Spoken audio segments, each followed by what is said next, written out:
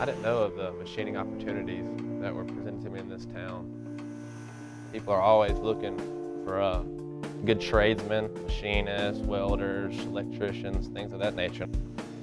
Southern Union offered me a technical scholarship, machine shop technology.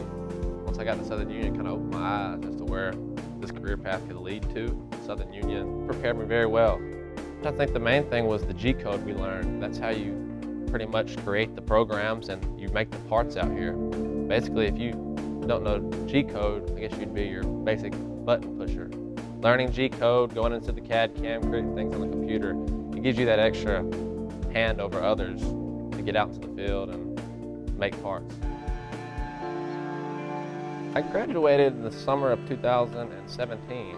I was pretty nervous about finding a job, but the crew at Southern Union helped me prepare my resume and get things ready to get into the field. And actually, my job found me through a Southern Union portal where my resume was uploaded. So within January of the next year, 2018, I had a job. To be able to spend 2 to 2.5 years at Southern Union and then be able to come out and see all my work pay off and actually get into the field and use my knowledge from Southern Union, it felt good. I felt accomplished.